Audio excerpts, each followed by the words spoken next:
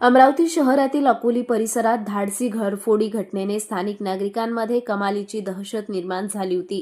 Akoli road परिसरातील पाटीलनगर येथे 8 November 2025 रोजी घडलेल्या गंभीर घरफोडी प्रकरणाचा शहर गुन्हे शाखेच्या पथकाने यशस्वी शोध घेतला.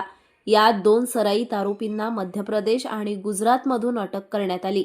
या गुन्ह्यातून अमरावती शहर पोलीस आयुक्तालय हद्दीतील एकूण 5 गुन्हे उघडकीस आले आहेत. फिर्यादी पंकज दखने राहणार पाटीलनगर यांच्या तक्रारीप्रमाणे अज्ञात चोरट्यांनी बंद घर फोडून 8,68,000 रुपये किमतीचे सोन्याचे चांदीचे दागिने, नगदी आणि इतर मौल्यवान वस्तू चोरी केल्या होत्या.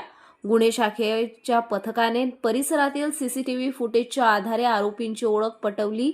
आरोपी राकेश केसम सिंग बमनिया वय वर्ष 27 राहणार अलीराजपूर मध्य प्रदेश आणि भवरसिंग सोमला बमनिया वय वर्ष 33 राहणार अलीराजपूर मध्य प्रदेश या दोघांना अखेर ताब्यात घेण्यात आले. गुन्हे शाखेचे पथक सलग 5 दिवस मध्य प्रदेशात मुक्काम करून आरोपींच्या हालचालींवर नजर ठेवत होते. शेवटी 30 नोव्हेंबर रोजी कौशल्यपूर्ण सापळा रचून एका आरोपीला खाडा फलिया येथील जंगलातून तर दुसऱ्या आरोपीला भावनगर गुजरातमधून ताब्यात घेतले. दोन्ही आरोपींनी गुन्ह्याची कबुली दिल्यानंतर अमरावती आयुक्तालयातील बडनेरा, गाडगेनगर, राजापेठ, वलगाव आणि भातकुली येथील एकूण 5 घरफोडी गुन्हे उघडकीस आले.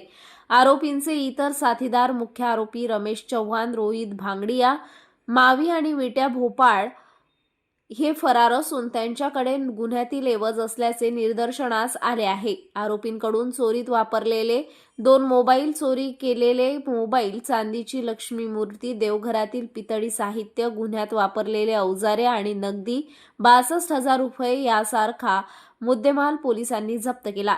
ही कारवाई पोलीस आयुक्त अरविंद चावरिया यांच्या आदेशाने पोलीस उपायुक्त गणेश शिंदे, रमेश धुमाळ, श्याम घुगे यांच्या मार्गदर्शनात गुन्हे शाखा पोलीस निरीक्षक संदीप चव्हाण यांच्या नेतृत्वात सहाय्यक पोलीस निरीक्षक महेश इंगोले, अनिकेत कासार, प्रियंका कोटवार आणि गुन्हे शाखेचे अन्य कर्मचाऱ्यांनी केली.